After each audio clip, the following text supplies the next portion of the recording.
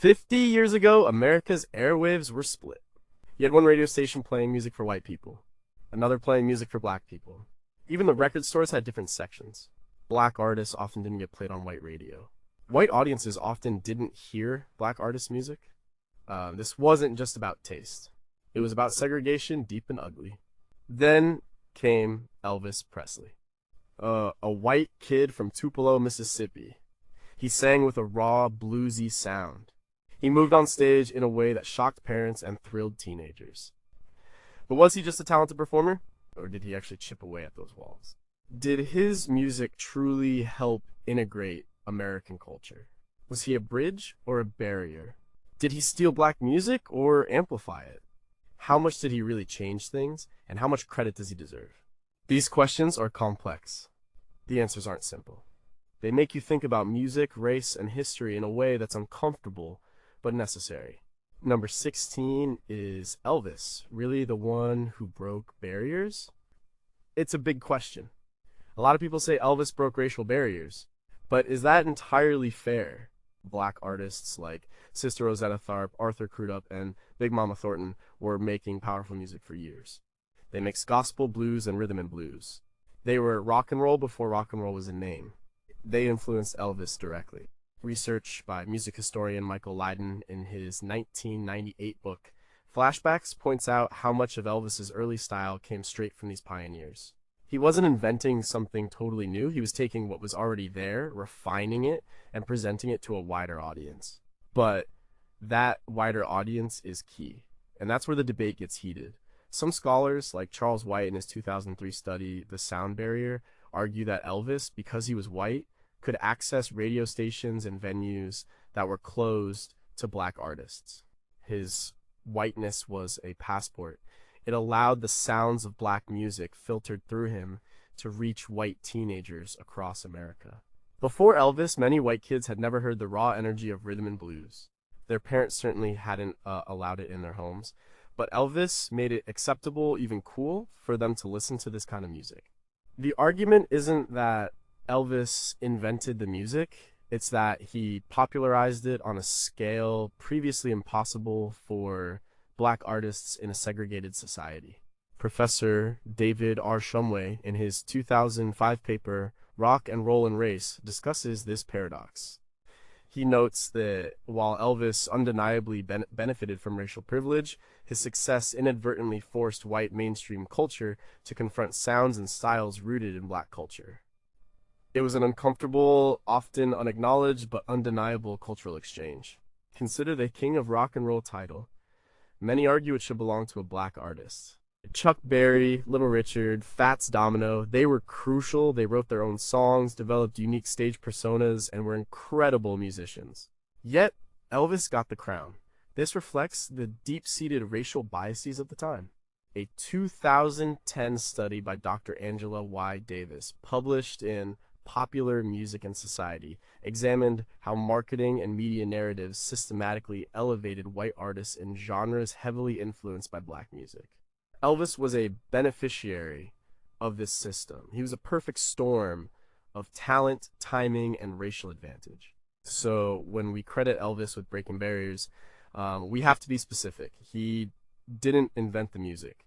He didn't single-handedly desegregate society, but he was a potent catalyst. He was the most visible point of contact for many white Americans with a music form that transcended racial lines. His role was complicated, controversial, and undeniably significant. It wasn't about his intentions necessarily, but about the impact of his meteoric rise in a racially divided nation. But what if another white artist had done it instead? Would the outcome have been the same? Were black artists always destined to be discovered by white performers to cross over? And did Elvis's success ultimately overshadow the very artists who inspired him, making their contributions less recognized by mainstream history? Number 15, did Elvis consciously try to bridge the racial divide? This is a tough one. Did Elvis wake up every day thinking, I'm going to break down racial barriers today? Probably not. Most people aren't that overtly political in their everyday lives, especially a young man focused on making music and escaping poverty.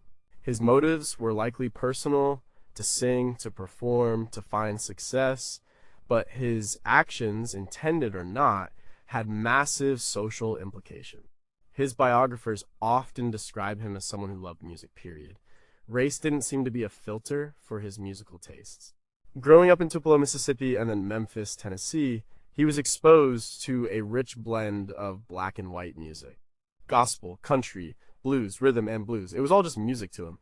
Peter Grolnick's definitive biography, Last Train to Memphis, 1994, details Elvis's childhood. He often spent time in black neighborhoods, listening to music in juke joints and churches. He admired black musicians. He wasn't just imitating them, he was deeply moved by their sound. He genuinely loved the music. Sam Phillips, the legendary producer at Sun Records, famously said, "If I could find a white man who had the Negro sound and the Negro feel, I could make $1 billion." This quote, often cited in discussions of Elvis, shows Phillips's clear business strategy. He wasn't necessarily a social activist. He saw an untapped market. He understood that a white artist singing black music could bypass the racial segregation that limited black artists' commercial reach. When Elvis walked into Sun Records, Phillips saw his chance. He wasn't looking for a racial equalizer, he was looking for a hit. However, Elvis's own behavior on stage and in recordings showed a deep respect for the source material. He never tried to hide his influences. He often credited black artists in interviews, though these credits sometimes got lost in the larger media narrative that focused on his unique new sound. In his early performances, his raw, uninhibited style, deeply rooted in black musical traditions, was a shock. It wasn't white music as people knew it. This rejection of traditional white musical norms was, in itself, a form of barrier breaking. He wasn't conforming. A study by Dr. Evelyn Brooks Higginbotham, Righteous Discontent, the Women's Movement in the Black Baptist Church 1993, while not about Elvis, offers a framework for understanding unintended social change. She argues that personal actions, even without explicit political intent, can ripple through society and challenge existing norms. Elvis's musical choices, his hip swiveling, his vocal inflections, these were not explicitly about civil rights, but they broke the rules of what was considered acceptable for a white performer, especially a white Southern performer, and in doing so, they blurred racial lines in popular culture. His manager, Colonel Tom Parker, certainly wasn't interested in social justice. Parker was a shrewd businessman focused on maximizing Elvis's earnings. He carefully crafted Elvis's image to appeal to the widest possible audience, which often meant toning down some of the more overtly black aspects of his performance as his career progressed. This paradox highlights the complexity Elvis. The artist might have been a natural bridge, but Elvis, the commercial product, was often packaged to avoid controversy, especially racial controversy. So no, Elvis likely didn't consciously set out to be a racial barrier breaker, but his authentic love for black music, his willingness to perform it, and his unparalleled charisma meant that he became one anyway. His personal artistic journey intersected with the rigid social structures of his time, and the result was a cultural tremor that helped shake those structures. But if his intentions weren't to break barriers, does that lessen the impact? Does it matter what his personal thoughts were if the outcome was the same? And how much of his impact was due to his own actions versus the social forces and business strategies that capitalized on him? Number 14, how did white parents react to Elvis's black sound? The reaction from white parents was, to put it mildly, often furious. They saw Elvis as a threat, not just to their children's morals, but to the very fabric of American society. And a huge part of that perceived threat was the black sound he brought into white homes. Before Elvis, white pop music was generally sanitized. It was smooth, orchestral, and clean. Black music, particularly rhythm and blues, was often seen as raw, sexual, and dangerous by white society. It was considered race music, meant for black audiences, and often associated with vice. When Elvis started singing songs like That's All Right Mama or Hound Dog with that distinctive rhythm and blues swagger, it was like an invasion. His gyrations on stage, his central voice, these were interpreted as direct challenges to white middle-class propriety. A 1956 editorial in the New York Journal American cited in Elaine Tyler May's 2000 book, Homeward Bound American Families in the Cold War Era, expressed deep concern. It described rock and roll, and Elvis in particular, as a danger to impressionable young people. The language often thinly veiled racial anxieties. The danger wasn't just the beat, it was the origin of the beat. It was the idea of black culture influencing white youth. Parents worried about their daughters swooning over a white boy who sounded and moved like a black performer. This blurred the strict racial lines they tried to maintain. Television appearances were particularly controversial. When Elvis performed on the Milton Berle Show in 1956, his hip swiveling performance of Hound Dog caused a national uproar. Ed Sullivan famously declared Elvis unfit for his show initially, only to book him later and famously film him from the waist up due to popular demand. This pushback wasn't just prudishness. Sociologist George Lipsitz in Dangerous Crossroads, Popular Music, Postmodernism and the Poetics of Place 1994 argues that white anxiety about Elvis was intrinsically linked to fears of miscegenation and the breakdown of racial purity.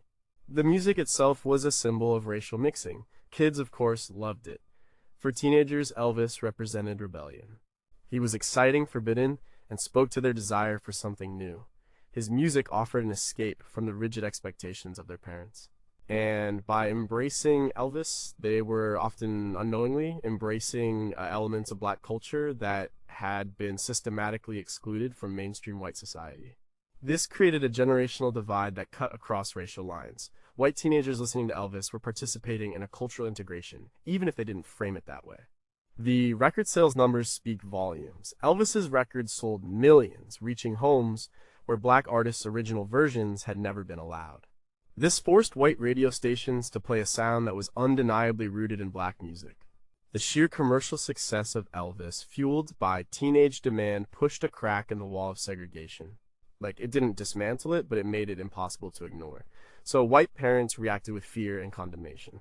They saw Elvis as a corrupter, a symbol of cultural decline, but their very opposition highlighted the racial lines he was blurring. Their fear was proof that he was, however, unwittingly challenging the racial order. He made black music undeniable to a generation that would eventually push for civil rights. But did this parental backlash inadvertently strengthen the appeal of the music for rebellious youth, thus magnifying its impact? Would the effect have been as strong if parents had been more accepting? And what role did the media play in amplifying both the perceived threat and the rebellious allure? Number 13. How did Elvis's Southern roots influence his sound and message? Elvis was from the Deep South, born in Tupelo, Mississippi, and growing up in Memphis, Tennessee. This isn't just a biographical detail, it's central to understanding his sound and his unique position in the racial landscape of music. The South was the heart of segregation, but it was also a crucible of musical fusion. In the South, especially in places like Memphis, black and white musical traditions existed side by side, even when people were segregated. You could hear country music, gospel, and blues all flowing from different parts of the city. Elvis soaked it all in.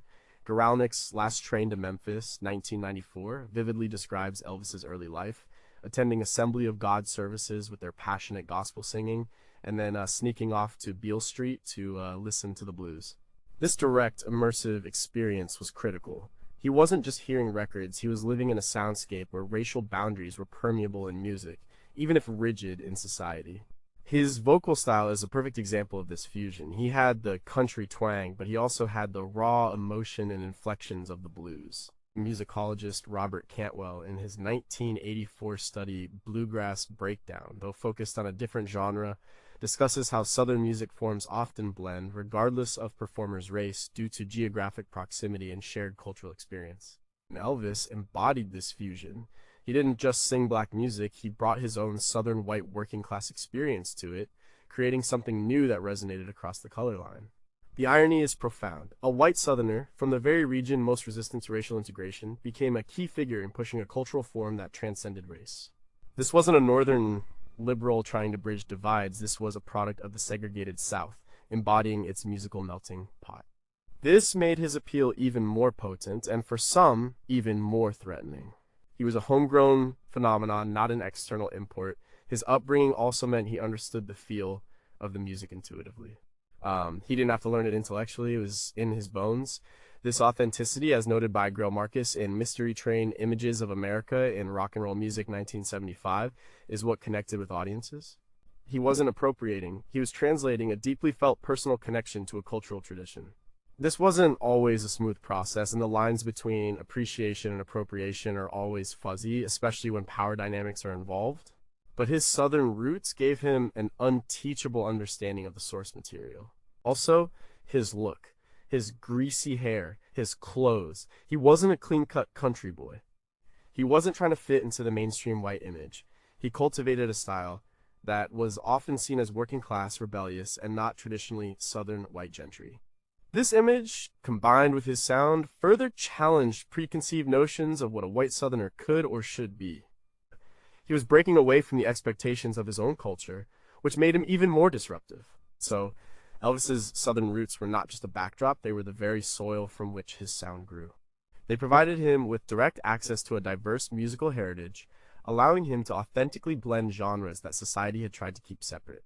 This made his barrier-breaking role uniquely powerful, precisely because it came from the heart of the segregated South itself.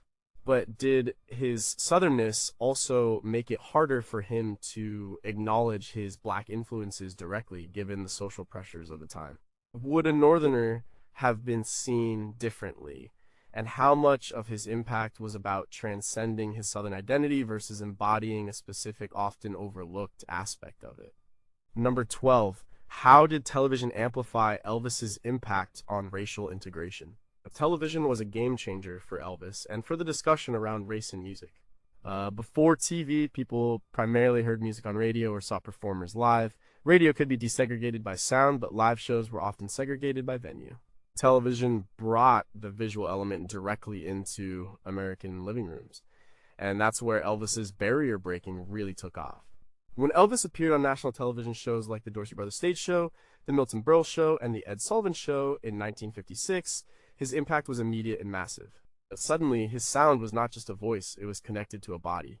And that body moved in ways that were explicitly physical, sexual, and for many white parents, deeply alarming. The gyrations, the raw energy, the sweater, these were elements more commonly associated with black performers and black performance traditions. In her 2007 book, Media and the Transformation of American Culture, Dr. Sarah E. Ego details how television became a central battleground for cultural norms in the 1950s. And Elvis's performances on TV were not just musical acts, they were social events that sparked national conversations. His controversial performance on the Milton Berle Show, for instance, led to widespread outrage from conservative groups and parents' associations.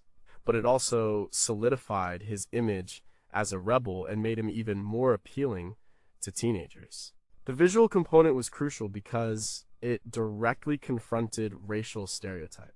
White teenagers saw a white performer embodying a style often labeled black or race music.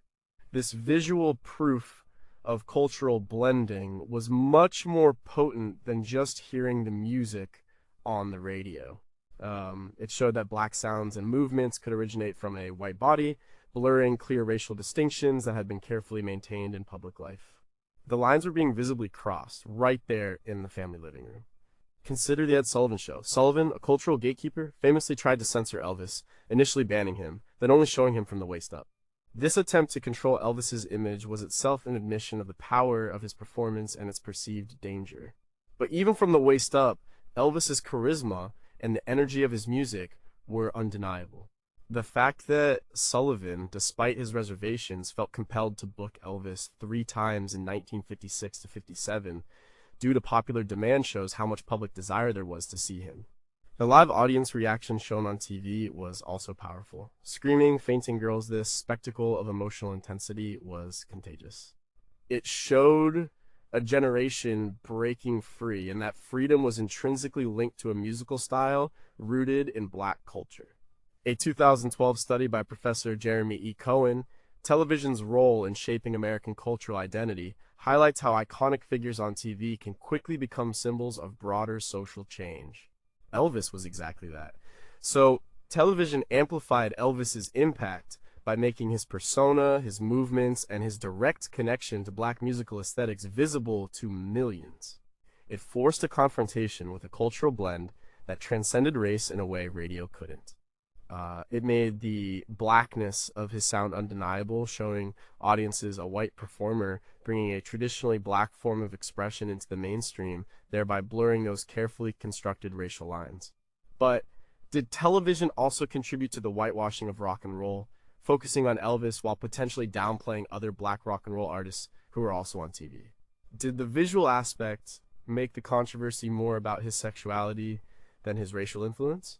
And how much did the constraints of live television, like the waist-up shot, inadvertently heighten the intrigue around his performance? Number 11. How did Elvis's music directly impact record sales and radio play for black artists? This is a complex and often debated point. Did Elvis's success help or hurt black artists directly? The answer isn't straightforward. On one hand, Elvis's popularity undoubtedly opened doors for rhythm and blues music. Before him, race records were mostly sold in specific stores and played on specific radio stations catering to black audiences. Mainstream white radio stations largely ignored them. When Elvis covered songs like Arthur Crudup's "That's All Right" or Big Mama Thornton's "Hound Dog," he introduced these sounds to a massive white audience who had never heard the originals. As argued by Portia K. Maltsby in her 2007 collection, Issues in African American Music, this exposure broadened the commercial appeal of the genre itself. Some black artists did see increased sales or crossover success in the wake of Elvis. For example, Fats Domino, Little Richard, and Chuck Berry all achieved significant mainstream success shortly after Elvis broke through. Their music, while distinct, was part of the broader rock and roll sound that Elvis helped popularize. Radio stations, seeing the demand for this energetic new sound, started to play more rhythm and blues, whether performed by white or black artists. A 2009 analysis of Billboard charts by Dr. Mark Anthony Neal in the Soul Babies Black Popular Culture and the Post-Soul Aesthetic shows a noticeable increase in rhythm and blues tracks appearing on the pop charts in the mid-1950s, concurrent with Elvis's rise. However, there's a strong counter-argument, often articulated as the whitewashing of rock and roll. Elvis and other white artists covering black music often achieved far greater commercial success with these songs than the original black performers. This meant that black artists, who were the originators, often saw less financial gain and less mainstream recognition. For example, Big Mama Thornton's "Hound Dog" was a hit in the R&B charts, but Elvis's version sold millions more records and became a cultural phenomenon. Arthur Crudup, who wrote "That's All Right," reportedly struggled financially for much of his life, despite his song being covered by one of the biggest stars in history. This dynamic is explored in great detail in Nelson George's 1988 book, The Death of Rhythm and Blues. George argues that while white artists like Elvis helped popularize the sound, they also effectively stole the market share and the credit from black innovators. Our white artists could market the sound to a white audience without the racial baggage or discriminatory practices that black artists faced from record labels, radio stations, and concert promoters.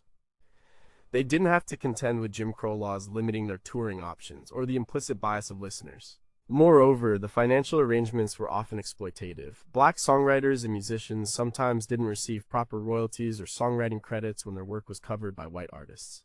This was a systemic issue in the music industry, not just tied to Elvis, but his enormous success highlighted the inequality.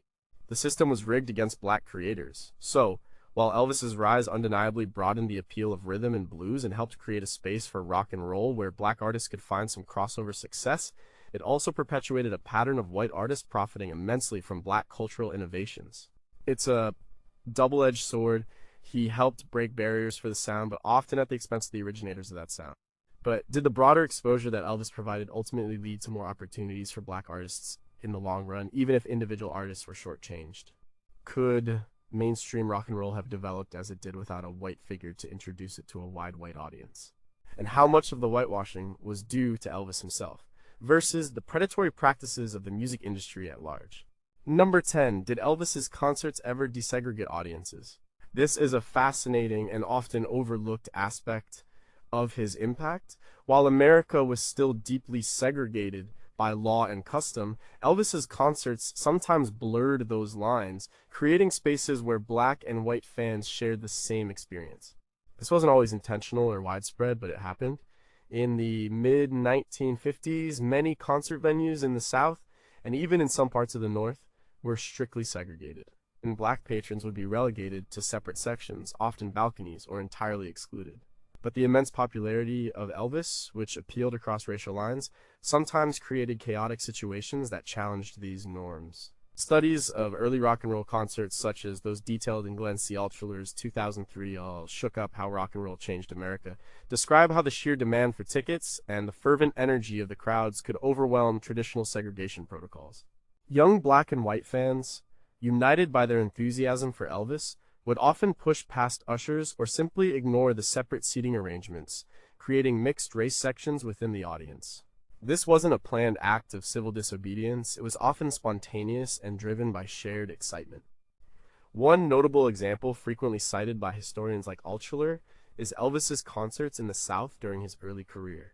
While specific documentation of fully integrated seating is rare due to the illegality of it at the time, eyewitness accounts from fans and local newspaper reports, which often expressed shock or disapproval, describe mixed audiences.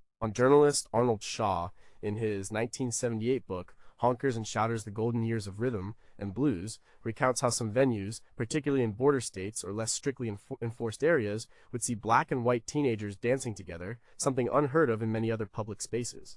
However, it's important to temper this with realism. Elvis himself never publicly advocated for desegregated concerts, nor did his management actively promote it. The integration that occurred was usually organic and localized, often fleeting, and certainly not the norm across all his performances, especially in the Deep South where segregation laws were rigidly enforced. In many instances, the traditional segregated seating remained firmly in place. What was undeniably integrated, however, was the shared emotional experience. Regardless of where they sat, black and white fans were cheering for the same artist, reacting to the same music, feeling the same visceral connection. This shared cultural space, even if physically separated, was significant. It fostered a common language of youth rebellion and musical appreciation that transcended racial boundaries. A 2011 analysis by Dr. Cheryl L. Keyes, Cultural Intersections, African Americans, and the American Musical Landscape, highlights how such shared cultural experiences, even without overt political action, can lay groundwork for social change by normalizing cross-racial engagement. So, while not every Elvis concert was a beacon of desegregation, the sheer force of his appeal occasionally and unintentionally created integrated spaces within the segregated South. More broadly, the shared experience of his music fostered a cultural common ground that was rare and powerful in the deeply divided America of the 1950s. But how much did these fleeting moments of integration actually contribute to dismantling Jim Crow laws, or were they merely anomalies? Did the shared experience in the concert hall translate to shared experiences outside of it? And if Elvis had explicitly called for desegregated concerts, would his impact have been greater, or would it have alienated his mainstream audience and jeopardized his career? Number 9, what role did Sam Phillips and Sun Records play in this racial crossing over? Sam Phillips and his small Memphis studio, Sun Records, are absolutely central to this story. Without Phillips's vision and willingness to take risks, Elvis Presley might never have recorded his groundbreaking music, and the racial crossing over wouldn't have happened in the same way. Phillips was an extraordinary character. He loved music, all kinds of music, but especially the raw, emotional sounds of blues and rhythm and blues coming from Memphis's black community. He opened Sun Records in 1952 with the explicit goal of recording these sounds, which major labels largely ignored. He famously said, as noted by Peter Guralnick and Sam Phillips, the man who invented rock and roll 2015, that he wanted to record anything that felt real. He recorded Jackie Brenston, Howlin' Wolf, B.B. King, Rufus Thomas, all legendary black artists. But Phillips also had a keen ear for commercial potential, and he understood the racial dynamics of the music industry. He was frustrated that the amazing music he was recording by black artists couldn't reach a wider white audience due to segregation. This led to his famous quote about finding a white man with the Negro sound and the Negro feel. He wasn't a racist, he was a pragmatist who wanted to break through the racial barriers in radio and record distribution. When Elvis walked into Sun Records in 1954 to record a custom acetate, Phillips initially wasn't blown away. But something in Elvis's voice, his natural rhythm, and his deep love for the blues piqued Phillips's interest. It was during a casual jam session with guitarist Scotty Moore and bassist Bill Black that Elvis began singing Arthur Crudup's "That's All Right Mama." And Phillips recognized it immediately. This was the sound he was looking for, black music sung by a white man with an authentic feel. Phillips's genius wasn't just in finding Elvis, it was in his production style. He believed in capturing the raw energy of the performance. He didn't try to polish Elvis's sound or make it more white. He encouraged Elvis to be himself, to let loose with that unique blend of country, blues, and gospel. Slapback echo effect he used became Sun's signature sound and gave Elvis's records an almost otherworldly quality. This sound, as analyzed in Robert Gordon's 1995 book It Came from Memphis, was revolutionary because it directly transplanted a black musical aesthetic into a white performer's catalog without dilution. And Sun Records effectively became a laboratory for racial fusion. Phillips wasn't thinking about civil rights, but his studio was a place where black and white musical traditions met and merged, sometimes physically. Musicians often crossed paths, shared ideas. Scotty Moore and Bill Black, both white, had to learn how to play rhythm and blues with Elvis, forcing them to engage with and internalize a genre traditionally associated with black musicians. So Sam Phillips and Sun Records provided the critical platform. Phillips had the vision to recognize the potential for a white artist to carry black music to a broader audience, and the skill to capture that magic in the studio. He didn't invent rock and roll, but he created the specific crucible where Elvis could forge his unique, racially blended sound, directly challenging the segregated musical landscape.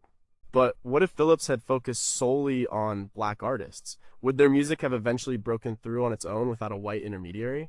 Did Phillips's pursuit of a white man with the Negro sound inadvertently reinforce the idea that black music needed white validation to be successful? And how much of Sun Records' impact was due to Phillips's unique personality versus just being in the right place at the right time? Number 8, how did critics and music journalists talk about his racial influences? In the mid-1950s, critics and music journalists struggled to categorize Elvis. They didn't have the language for what he was doing, and often their critiques were steeped in the racial biases of the era. Their discussions, however clumsy, often highlighted the racial blending he embodied. Initially, many critics focused on his raw or primitive sound, terms that were often coded references to black music. They talked about his animal magnetism and his uninhibited stage presence. These descriptions, while sensationalist, acknowledged that his performance was different from mainstream white pop acts.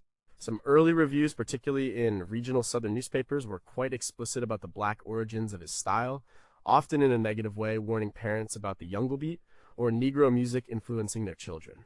A 1956 review in the Richmond News Leader, quoted by historian Richard Aquila in that Old Time Rock and Roll, A Chronicle of an Era, 1989, lambasted Elvis for squealing and shouting like a rhythm and blues singer.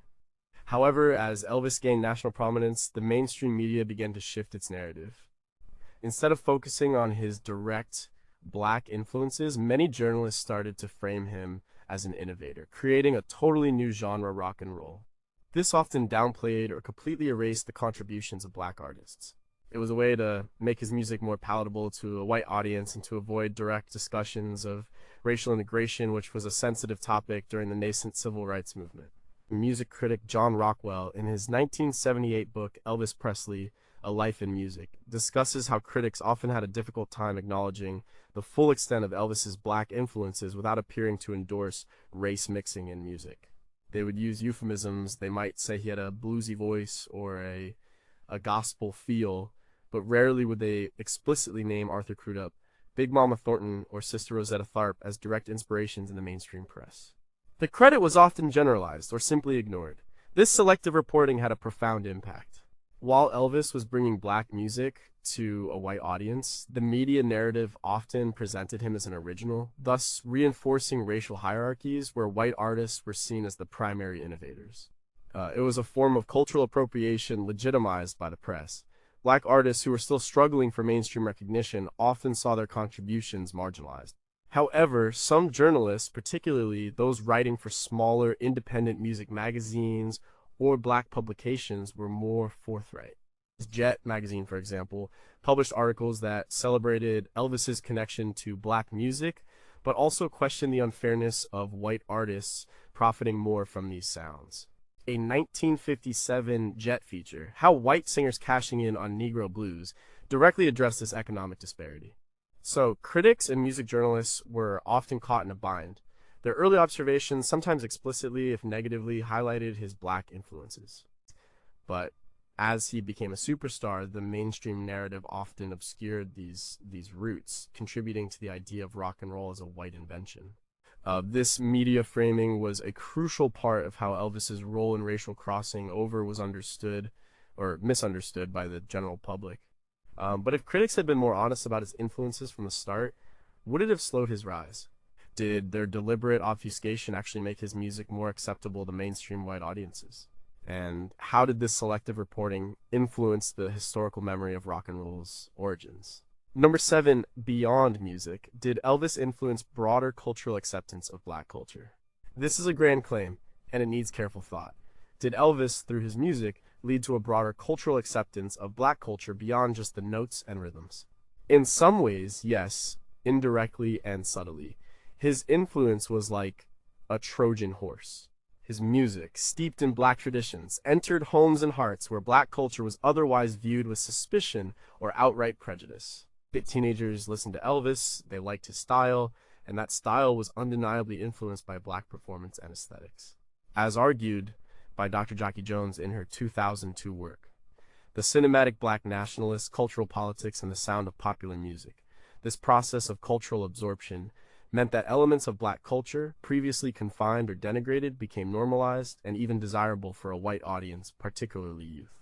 Consider fashion and movement. Elvis's iconic sideburns, his slicked back hair, his vibrant stage outfits, and his signature hip thrust, these elements had parallels in black performance styles of the era. Before Elvis, many of these aesthetics were considered ethnic or even low class by mainstream white society. When Elvis adopted them, they became cool. They became part of a new youth rebellion, stripping away some of their racialized stigma. This wasn't a conscious effort by Elvis to promote black fashion, but an organic consequence of his genuine embrace of the culture that inspired him. Movies and television shows also played a part. After his initial success, Elvis starred in many films. While often sanitized, these films still presented him as a charismatic figure whose appeal was rooted in a blend of musical styles. His on-screen persona, even in watered-down form, continued to introduce audiences to a more uninhibited style of performance that had its roots in black entertainment. Dr. Mary Beth Hamilton, in her 1998 book In Search of the Blues' Black Voices, White Visions, explores how popular media figures like Elvis could, even inadvertently, reshape public perceptions of cultural boundaries. However, we must be realistic. Elvis's rise didn't magically erase racism. Jim Crow laws were still firmly in place throughout his early career. The civil rights movement was just beginning to gain momentum. Elvis never made public statements advocating for civil rights or racial equality. He didn't march with Martin Luther King Jr. His impact was primarily cultural, not political. Yet, cultural shifts often precede political ones. By making elements of black culture fashionable, acceptable, and desirable for white youth, Elvis created a common cultural ground. He helped normalize cross-racial appreciation, even if it was often one-sided. Teenagers who grooved to Elvis's music were perhaps unknowingly preparing themselves for a future where racial barriers would be challenged more directly. The music helped to break down mental barriers, even if legal ones remained.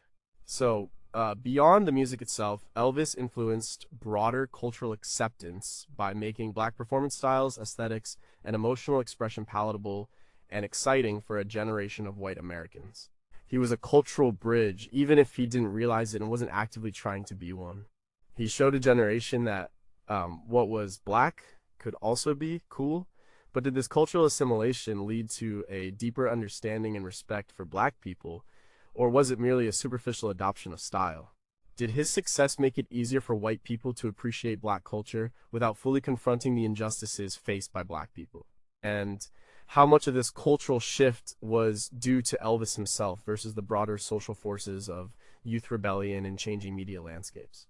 Number 6, was his success a form of cultural appropriation or appreciation? This is perhaps the most charged question when discussing Elvis and race. Was his adoption of black musical styles a genuine appreciation, or was it a harmful act of cultural appropriation? The answer lies in the nuanced space between the two. Cultural appropriation is generally defined as the adoption or use of elements of a minority culture by members of the dominant culture, often without understanding or respect for the original context, and often for profit, while the originators remain marginalized. Cultural appreciation, on the other hand, involves respectful learning and engagement with another culture, acknowledging its origins and giving credit where it's due. Arguments for appropriation are strong.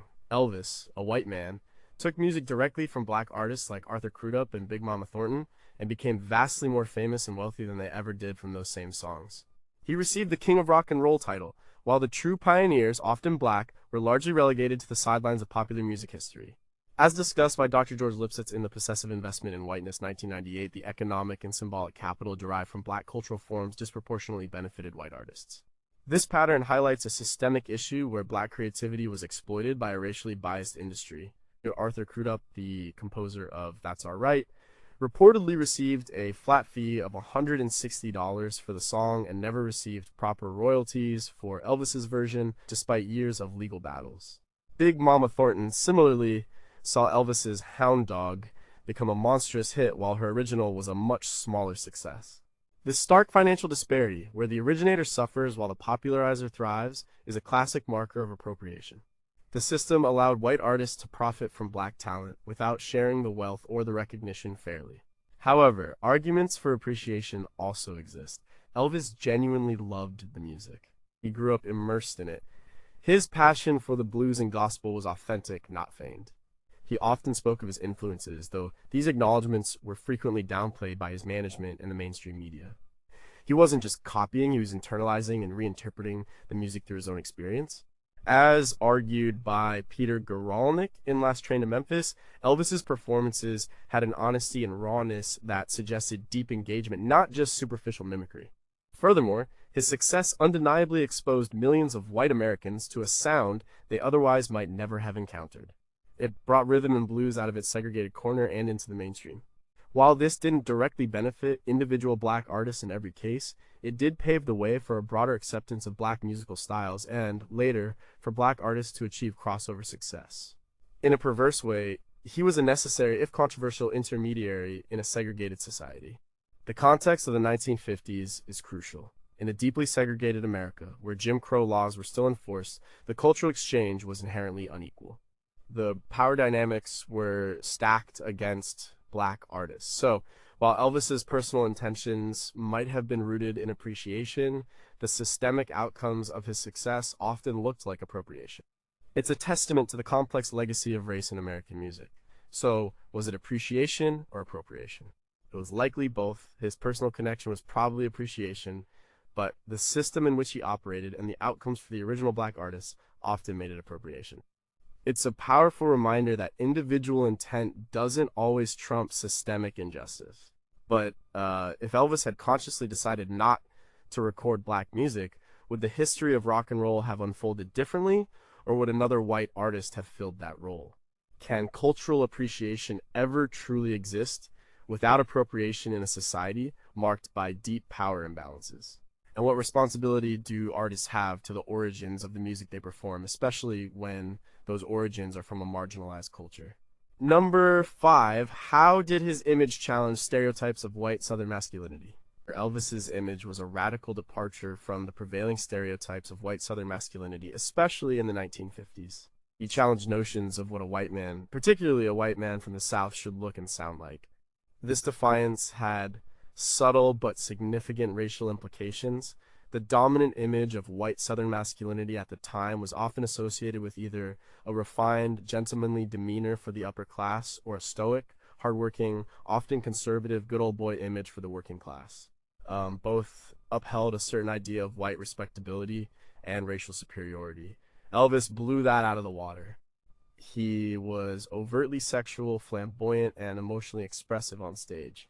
His hip gyrations, his pouty lips, his long sideburns, and his often flashy clothes were a stark contrast to the buttoned-down, conservative image promoted by mainstream culture. As argued by Elaine Tyler May in Homeward Bound 2000, Elvis embodied a new, rebellious form of masculinity that was often seen as effeminate or degenerate by older generations, largely because it drew from black performance traditions that were considered outside the bounds of white respectability. His sound further challenged these stereotypes. It was raw, powerful, and rooted in the primitive, a loaded term often used to describe black music rhythms of blues and gospel. White Southern men were expected to listen to country or gospel, perhaps a little pop. Elvis's blend was unsettling because it suggested a blurring of musical tastes that directly mirrored a blurring of racial lines. He brought a black sound into a white body, and that body was a white Southern male body, which made the transgression even more potent. Sociologist Gail Wald, in Shaking It Up, the Girl Groups and American Culture 2011, while not directly about Elvis, discusses how popular music figures can disrupt gender and racial norms simultaneously. Elvis's performance of masculinity was not only sexual, but also somewhat ambiguous by the standards of the time. This ambiguity, combined with his raw musical style, was a direct challenge to the rigid, often racist, definitions of masculinity that underpinned white Southern society. He was too black in his performance, too feminine in his perceived sensuality, and too working class in his raw appeal to fit neatly into accepted categories. The backlash he received from conservative white adults underscores this point.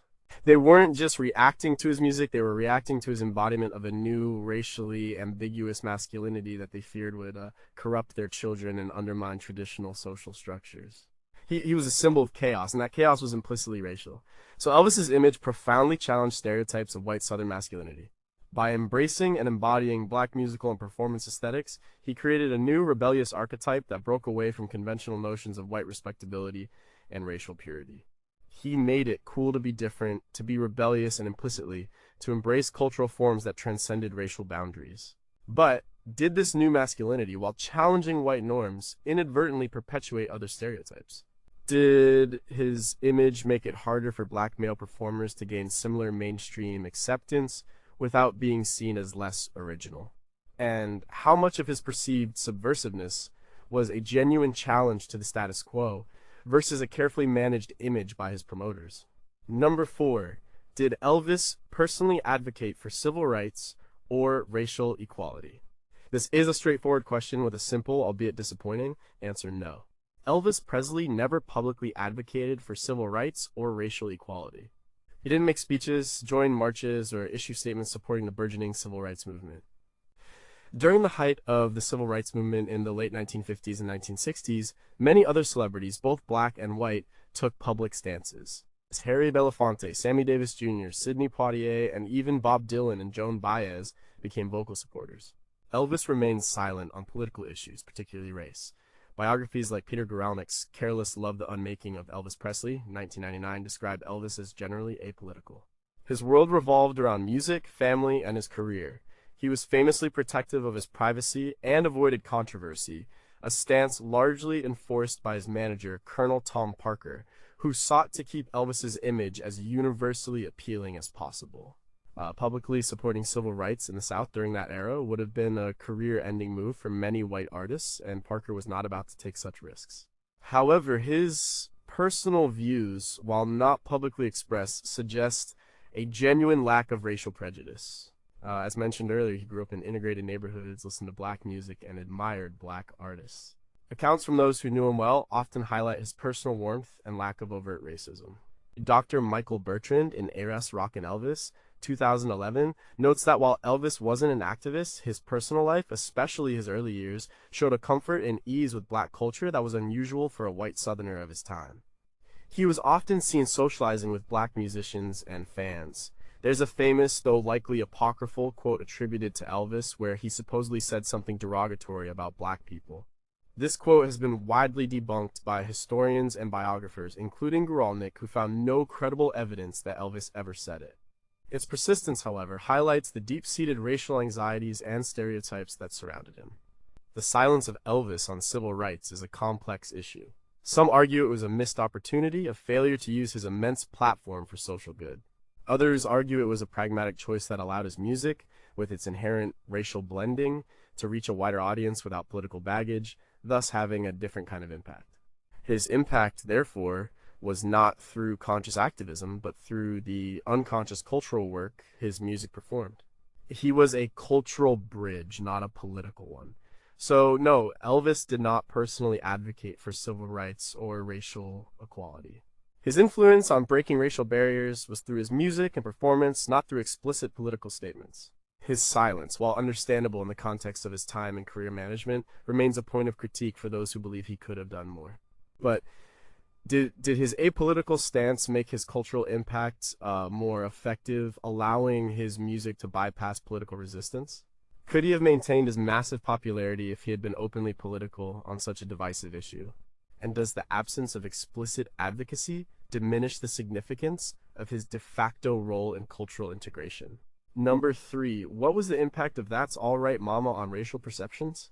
That's All Right Mama wasn't just Elvis's first single, it was a bombshell. Released in July 1954, it immediately challenged racial perceptions in ways that few records had before. Its cover of an Arthur Crudup blues song and Elvis's version sent ripples through a segregated music industry. First, consider the sound. It was raw, energetic, and undeniably black in its feel, rhythm, and vocal delivery, despite being sung by a white artist. Their radio stations at the time were strictly segregated into white pop, country, and black R&B formats. When That's All Right came out, it didn't fit neatly into either. As Dr. Russell Sanjak and David Sanjak explain in Pennies from Heaven, the American Popular Music Business in the 20th Century, 1996, its ambiguous sound forced radio DJs and program directors to grapple with where to place it. Some white country stations, recognizing Elvis's southern accent and the country-like instrumentation, even if the song was blues, hesitantly played it. But the sound was so different, so much more negro in its sensibility that it shocked listeners. Conversely, some black R&B stations, hearing the blues roots, also played it. This cross-pollination was highly unusual. Legendary Memphis DJ Dewey Phillips, no relation to Sam Phillips, played it repeatedly on his Red Hot and Blue show, a traditionally R&B program, receiving calls from both black and white listeners who loved it. This, right there, was a barrier being bent, if not broken. The song's content itself, a blues lament about a woman leaving, was also a familiar theme in black music, but less common in mainstream white pop. Elvis's delivery had an emotional urgency and a hint of sensuality that was new for a white performer. This made parents nervous, but teenagers thrilled. It implicitly challenged the clean, wholesome image of white youth culture. A 2008 study by Professor Peter J. Levinson, The Impact of Blues on Early Rock and Roll, details how That's All Right acted as a direct conduit. Took a genuine blues song from a black artist and gave it mainstream exposure. While Arthur Crudup didn't profit fairly, his song Through Elvis reached millions. This meant that the emotional and musical language of the blues, a cornerstone of black culture, was introduced to a vast white audience. It normalized the sound. It showed white youth that this other music was exciting, relevant, and deeply expressive. The success of That's All Right was proof that there was an audience for this racially blended sound. It showed Sam Phillips he was on the right track. It signaled to the wider music industry that the rigid racial categories might be less absolute than they seemed. It wasn't just a hit record, it was a cultural statement, however unintended, that music could transcend the color line. So, That's All Right Mama had a profound impact on racial perceptions by forcing radio stations to confront an unclassifiable sound, exposing white audiences to authentic black musical forms, and proving that a white artist singing black music could be wildly popular. It was the opening salvo in rock and roll's assault on segregated culture. But if That's All Right had flopped, would Sam Phillips have continued his quest for a white singer with a black sound, or would the trajectory of Sun Records have been different? Did the song's immediate success make it easier for subsequent rock and roll acts, both black and white, to cross over? And how much of its impact was due to the song itself versus the charismatic delivery of a then unknown Elvis Presley? Number 2, what was the music landscape like for black artists before Elvis? Before Elvis, the music landscape for black artists was one of profound segregation and systemic disadvantage. It was a world divided both artistically and economically. Understanding this landscape is crucial to grasping Elvis's role. So, black artists primarily recorded for race record labels or specialized imprints of larger companies. Their music, whether blues, gospel, jazz, or rhythm and blues, was categorized separately. Distribution channels were often limited, and their records were sold mainly in black communities. As Eileen Southern details in The Music of Black Americans: A History, 1971, this categorization limited commercial reach and reinforced the idea that black music was for black people and white music for white people. Radio was similarly segregated. There were white stations playing pop and country, and black stations playing rhythm and blues. And cross-racial airplay was rare. A black artist might have a huge hit on the R&B charts, but it would almost never get played on a mainstream white pop station. This meant black artists couldn't reach the broader, more lucrative white market. Performance venues were also segregated. Black artists performing in the South often had to play in Chitlin Circuit clubs for black audiences or in venues with strictly segregated seating for white audiences. Touring was fraught with the dangers and indignities of Jim Crow laws, including segregated hotels, restaurants, and restrooms. This made it incredibly difficult for black artists to build a national following that spanned racial lines. A 2005 book by Preston Lauterbach, The Chitlin Circuit and the Road to Rock and Roll, vividly illustrates these challenges. Even when black artists created music that was incredibly influential and clearly a precursor to rock and roll, like Sister Rosetta Tharpe with her electric guitar gospel, or Louis Jordan with his jump blues, they rarely received the mainstream recognition or financial rewards that white artists would later enjoy with similar sounds. Their music was considered niche or dangerous. The economic disparity was enormous. Black artists were often exploited by record labels, given unfair contracts, and denied proper royalties. Many died in poverty despite creating foundational works of American music. The system was designed to extract their creativity without granting them equal economic opportunity or cultural recognition. Dr. Angela Y. Davis, in Blues Legacies and Black Feminism, Gertrude Ma, Rainey, Bessie Smith, and Billie Holiday, 1998, shows how deeply ingrained this exploitation was throughout the history of black music. So, before Elvis, black artists existed in a segregated, economically exploited, and culturally marginalized space.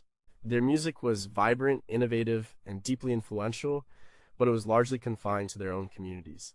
The barriers were high walls built by systemic racism and cultural prejudice. This was the world Elvis stepped into. He was not an anomaly who simply appeared out of nowhere. He was a product of the very forces that shaped this segregated musical landscape, yet his emergence would begin to destabilize it. But if the music landscape was so segregated, how did Elvis, a white kid, even get exposed to so much black music? Did the very existence of race records inadvertently create a fertile ground for crossover by clearly defining a genre that could then be discovered by white artists? And would rock and roll have emerged at all or in the same way if the segregation hadn't been so rigid, forcing black music into a distinct concentrated form? Number one, what are we still arguing about when we talk about Elvis and race? Even after all this time, the conversation about Elvis and race is far from settled. We are still arguing about the fundamental nature of his legacy and the complex interplay of cultural exchange, privilege, and injustice. It's a mirror reflecting our own ongoing struggles with race in America. One major point of contention is the issue of credit and recognition. Who truly created rock and roll? While Elvis is widely called the king, many argue that black artists were the true originators. We're still grappling with whether popular history adequately acknowledges figures like Sister Rosetta Tharpe, Arthur Crudup, Big Mama Thornton, Chuck Berry, and Little Richard as the foundational forces.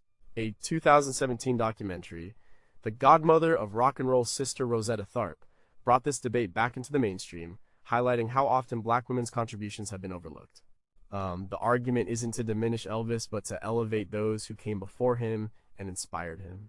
Then there's the ongoing debate about cultural appropriation versus appreciation. We're still trying to define the line. Was Elvis's genuine love for black music enough to offset the fact that he, a white man, became vastly wealthier and more famous performing that music than its black originators? This question isn't just about Elvis, it's about a pattern seen throughout American music history, from jazz to hip-hop. Professor Trisha Rose's 1994 book, Black Noise, Rap Music, and Black Culture in Contemporary America explores similar dynamics in a later genre, showing how these issues persist. We also continue to debate the role of racial privilege. Elvis's whiteness was undoubtedly a key factor in his ability to cross over. He didn't face the same barriers of segregation, discrimination, and economic exploitation that black artists did. We're still asking, could a black artist have achieved the same level of mainstream success in 1950s America, even with the same talent? The answer, for many scholars, is a resounding no. This highlights the deep systemic racism of the era, which still casts a long shadow. Another point of argument is the nature of his impact. Was his role genuinely progressive, or did he simply reinforce existing racial hierarchies by acting as a white intermediary? Did he truly break barriers, or did he just make black culture palatable for a white audience on white terms? Some argue his success was a necessary evil, while others see it as a missed opportunity for true equity. A 2000 academic panel discussion on Elvis and the Color Line, published in the Journal of Popular Culture, showed the stark differences in how scholars interpret his ultimate legacy. Finally, there's the question of Elvis's personal responsibility and legacy. Should he be judged for not being an activist, given the historical context and his manager's influence? Or should we celebrate the inadvertent cultural integration his music fostered? The truth is, people bring their own perspectives, shaped by their own experiences with race, to these questions. So we're still arguing about who deserves credit, what constitutes exploitation, how much privilege matters, and whether cultural assimilation truly leads to racial progress. The Elvis debate is not just about him, it's a proxy for larger, unresolved questions about race, power, and justice in American culture.